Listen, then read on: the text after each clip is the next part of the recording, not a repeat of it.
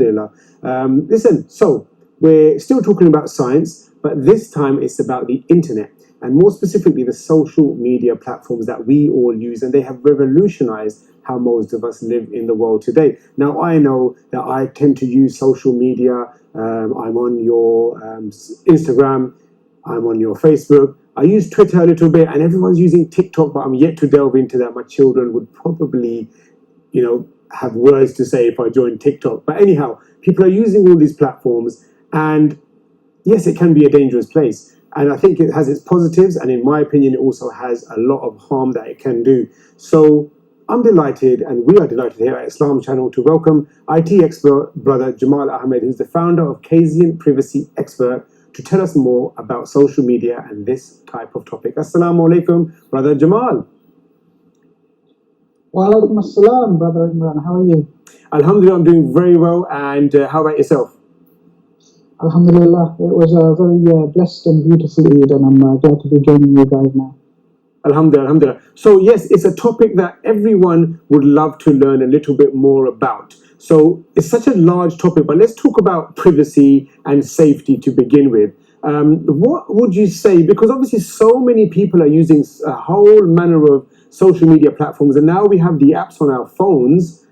It's just at your fingertips day and night. So first of all, how would you say that it's had a positive impact on our brothers and sisters, first of all? What's that, privacy or the... Well, social media, how has it had a positive impact, on our our brothers and sisters who are using it all over the world? And then we'll delve a little bit more into, the dangers and the privacy. So one of the benefits of social media, it allows people to stay in touch and keep updated with friends, family, and even strangers that they've met online. And they can understand a little bit more about lives in different countries and different cultures. It's allowed Muslim charities here in Britain to fundraise phenomenally, especially during the COVID-19 lockdown. So a lot of people rely on social media for lots of different things. Some rely on it for business, and we have what we call social media influencers now. Other people rely on it for fundraising efforts, and other people rely on it just as a way of doing exactly what it's supposed to do, having that social interaction. And I know a lot of my friends who I went to school with, who I might have gone to college and university with. We've not always had a chance to stay in touch and catch up, but we can learn about each other's lives and stay in touch through social media and through those posts that we see now and then. So that's it. So exactly. Now I want to touch on the positives first, rather than delving straight into the dark side straight away, Brother Jamal. And you're exactly right. It is nice and it has lots of benefits. You can learn, you can stay in contact with people. And especially nowadays, people are kind of, even if you live in the UK, many people will be working in London, for example, but the family are living in Glasgow, or the family are living out of London. So the father or the mother may only see their children, Friday through to Sunday. So yes, it has its benefits where you can stay linked and you know what's going on and things like that. Now the dark side. Now let's explain to our viewers what the dangers are in regards to how much we share on our social media. So the dangers with social media are that there are many. Now on the one side, you've got people who are creating fake profiles and trying to use that to learn information about someone, build a relationship, and then use that for evil intentions. And then on the other side, you have organizations and governments potentially spying on you, looking at what data you're processing, who you're spending your time with, where are you going, what are you doing, what are your thoughts, what do you like, what do you dislike, and using the opportunity of your social media download to access other information on your phone to learn more intrusive information about you. So what type of information are they looking for specifically? So for most social media accounts, they're looking to generate income, right? And that's what they're there to do. They're there to make money, and social media is what they sell it to people like you and me as a social media app. But what they really want to do is use that for advertising to generate income and to generate revenue. And in order for them to be able to charge successfully for that, what they need to do is they need to understand the different profiles of different people so they can send them targeted advertising. So one of the things that we're looking to do is to monitor your other activity on your phone. What kind of activity do you like? What kind of articles do you read? They'll ask you to download cookies, for example, on your phone, and that way they can monitor exactly what you're doing, how much time you're spending browsing, what kind of articles you're reading. From that, they may be able to understand what your preferences are, what your interests are, where you might likely to sit on the political spectrum, where you're likely to shop, so they can target you with those relevant ads. And also, foreign governments might want to understand that information to build psychological profiles about us, so they can influence and persuade us when it comes to making decisions. Yeah. And we saw the Cambridge Analytica scandal in recent times. We also saw the Russian meddling in the US elections, where they got Trump successfully voted. And we've also had indication that there's been meddling in Brexit as well, with targeted campaign, wrong information, being fed to people who have been seen to be more susceptible to it. I see. But more importantly, when you download, let's just say TikTok, for example. TikTok was in 2019, it was the fourth most popular app to download across people that use an iPhone or they have an iOS device. And one of the flaws with TikTok is that when you download TikTok, you actually give it access to your phone. And one of the things that was uncovered by experts was that they was reading information that they shouldn't be reading. So when you have a clipboard on your phone, any information that you copied on that device, TikTok was able to read, and they was harvesting that information. And that includes things like your passwords, if you use that same device for work, so it includes your work documents and any sensitive emails that might include financial information. So there's huge privacy and security concerns, not just for individuals, but for the employers of those individuals, if they're using those devices to access work information as well. That's really concerning, actually. So when people are downloading these apps, are all these points actually written down in the terms and conditions regarding, once you download this app, we'll have access to things like your passwords? I mean, that's just shocking. How on earth do they get away with that? It is absolutely shocking, but what we have to remember is not all apps are created and are processed by responsible individuals. Some people will create an app just for that purpose, is to do something evil with it. And this is where we look at people that do spear phishing campaigns, people that download ransomware. You might get an email asking you to download an app. It might not be an app at all. It might just be someone pretending to be an app, but actually they want to access your device for more malicious intentions. Yeah. Regardless of whether terms and conditions explicitly state that or not, how many of us will go through 300 pages or small terms and conditions to understand? Yeah. But what we should really be looking at is, where is this app located? Where was it manufactured? And if it's outside of Europe, it's very unlikely that they will be compliant with GDPR, which basically is a big law that came in 2018, and it establishes privacy as a fundamental basic human right. But even with those laws in place, a lot of organizations struggle to understand them, or simply don't care, and they try to abuse people's rights as much as they can to profit from it. So, Brother Jamal, is there like an international governing body that looks after our apps and our, data and kind of protects us should we find out that, people are using our apps in a negative or in a dangerous way? Is there like a controlling body that we should be aware of? So in most countries, there will be a supervisory authority that monitors how organizations are processing people's personal data. So in the UK, we have something called the Information Commissioner's Office. In the island, it's the equivalent, and in other countries, they have their own supervisory authorities. And if a complaint is made to them, they can look into that. But we shouldn't be looking at organizations to value and respect our privacy. We should take responsibility as individuals, as parents, as guardians, to understand what privacy are we giving up, why are we giving up, and what is the damage that could be done to us. So as a privacy professional, when I'm looking at companies that want to create apps and launch them, one of the things that we have to do is something called a data protection impact assessment.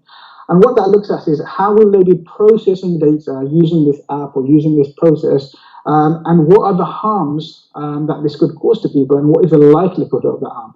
And if we deem it to be too much, if there is a high risk of a likelihood of harm and the impact of that is likely quite high, then we will give them advice how they can mitigate that, or how they can completely stop that from happening. Or if they're unwilling to stop that from happening, they need to make people aware that this is what could potentially happen.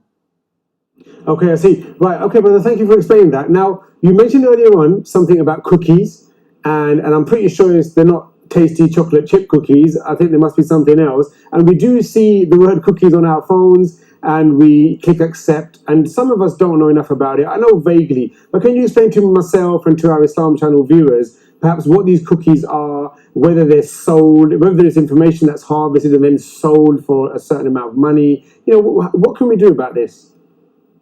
All right, so cookies, they're not the cookies we might have enjoyed on Easter when we went to visit our friends and family, but these are actually little, let's just call them little robots that live online. Okay. And what they do is, if you click to accept them, or if you allow them onto your phone or your computer device, what they do is you give them permission to start spying on you. And they can see what websites you're going to, what information you're reading, how you use your phone. And the more someone can learn about how you use your phone, so if, for example, I can see where you've traveled to based on your maps that you might use, then based on your social media preferences, I can see the kind of things you like, and then based on where you've gone shopping, I can see what kind of tastes and preferences you might have. And then I might learn other information from monitoring other things in your device, such as your age, your religion, your faith, what political party you follow. And I can start building up a really good psychological profile of you, so that when the time comes, and if the time comes, and I want to use that information to send you very powerful messages that resonate with you, absolutely, I know everything about you. I know more about you than your probably friends and family can do if I can have your phone or access to your phone for a period of time. And that's exactly what cookies do. They try to learn as much about you as they can, so they can really understand you, so that they can use that to send you messages or send you targeted advertising that might be more susceptible for you to say yes or for you to buy. You know what's even more concerning, Jamal, is that actually those cookies can actually, by the sounds of it, know more about you than you do, because it's almost like, you go into a website, you accept the cookies. When you now come out of that page and go somewhere else, it still remembers what you did an hour ago or even a few days ago, and it can still target you. And you may have forgotten about your wish to buy a new pair of trainers or whatever it might be, but the cookies will remember, and they'll target you again to say, do you want to buy these trainers? So yeah. Yes, you're right. You're absolutely right, because sometimes when you accept cookies, there's something called session cookies and something called persistent cookies. And those cookies could live on your device for up to a year, 2 years, even 10 years, or forever. And it's up to each individual to make sure that they read the options about those cookies, opt out of any of those ones that really are intrusive. And the other problem here is a lot of organizations don't actually give you the choices that they're supposed to give you. They don't allow you to fulfill your rights of opting out those cookies. They'll have an option where you allow everything to drop or not. Sometimes you won't be able to use the website if you don't accept those cookies. So it's really up to organizations to take this very seriously and to value your customers, value your visitors, and value the people who you want to support your cause, and make sure that you give them the rights that they're entitled to, not just in law, but also under Islamic principles as well. And privacy in Islam is fundamental. 1400 years ago, our Prophet ﷺ established the right to privacy as a basic and fundamental human right. It took the West about another 1300 years to come to that same realization. But we can see, if we look at hadith and if we can look at some of the stories, that privacy in Islam was taken very seriously. Men were told not to enter their own homes through the back door, just in case they startled somebody, to safeguard that right to privacy. Muslims, when we go and knock on somebody's door, we're told to stand by the side, not in front of the door, stand by the side and knock, just in case somebody opens that door and we see into their property without their consent. Okay. We're also told if we knock 3 times and they say no, then we should leave. We shouldn't continue persisting and continue to disturb them. So we can see from those examples that privacy in Islam is actually very important, and it's a basic human right. Okay. Well, Jazakallah for sharing that, Jamal. Now, I don't have long, but I've got a couple of more questions I want to try to squeeze in before this segment finishes. So the first one is, what can we do to clear those cookies, or can we clear our history maybe on our phones, or how can we, if we do want to just wipe our phones of the cookies that we've used over the last week, what can we do? Yeah, so there's a couple of things you can do. The first thing you can do is you can invest in something called a VPN, which is a virtual private network, and that creates a private network connection between your device and the internet. And that will stop a lot of those intrusive cookies from monitoring your activity. The second thing you can do is you can go to the settings on your device, in your browser settings, and you can start disabling cookies so that they don't automatically start dropping. And the final thing you can do is to be very careful when you go into a website and it gives you the option about what cookies go in or out. If they don't give you the options where you can pick which cookies you want and which cookies you don't want, and they say simply accept all or reject all, then what you can do is you can complain to them. They should all have a data protection officer or a data protection person in the company. You can complain to them and say this website is not compliant. You can also complain to your supervisory authority, and in this country that would be the ICO, and you can get in touch with them. But what I would do, as a polite way, is to say, look, I've come to your website, I'm very uncomfortable. The cookies that you're asking me to put in place, they're actually not respecting my privacy rights, both in law and just in terms of humanity. So please, can you look into this and can you make those changes? Because actually, at the moment, you're liable to a fine and prosecution. So we have obviously the GDPR regulations that were introduced, I think last year, or what have you. So we do have privacy rights, hence why we have to accept those cookies if we want to proceed. So quickly, can you go through those 3 tips again? The first was the VPN, which was a virtual private network, you said, right? Correct. So yes. people have to set that up, don't they, themselves, right? Yeah, it's like a software that you can purchase. It's just like when we used to buy defenders for our computers back in the days to protect against viruses. You can invest into a VPN, which creates a virtual private network between your device and the internet. And the second hot tip was? Second thing is you can go to your browser settings. So you can go to your Chrome or your Safari or your Internet Explorer, and you can go into settings and you can start disabling cookies, so cookies can't automatically drop onto your device. Okay, so the final thing is when you approach websites, you should be very careful as to which cookies that you allow onto your device. So you can limit the amount of cookies. Okay, well, and the third one was obviously get in touch with the supervisory body or the customer complaints team from that specific website, wasn't it? And speak to them and say, you're uncomfortable, please remove my data. And they have to, by law, then remove your data. Is that correct? Correct. You're not meeting the requirements of the law. You're behaving illegally. You had more than 2 years to do something about it. You're clearly not respecting the rights of your visitors or your supporters or the people that enjoy your content. So please do something about it straight away. Otherwise, I will be reporting to the ICO, or I have reported you to the ICO. Fantastic. Well, listen, Brother Jamal, I've benefited from our conversation. I hope our viewers have as well. Jazakallah khair for you and your organisation. Hopefully, we'll have you back on your Islam channel again soon. Barakallah fikum. It was my pleasure speaking to you. Assalamu alaikum wa rahmatullah. Wa alaikum assalam wa rahmatullahi wa barakatuh. Alhamdulillah, that was Brother Jamal, and he was giving us some fantastic tips on privacy using social media. So I hope you were all taking notes. Now, brothers and sisters, we're off on a quick break. We will be back in a couple of minutes, so please don't go anywhere. We'll be back with some more exciting guests. Stay tuned.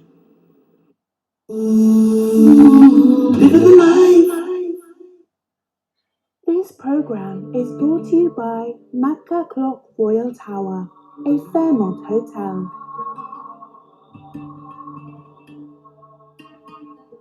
Swiss Hotel Al Maqam and Swiss Hotel Makkah.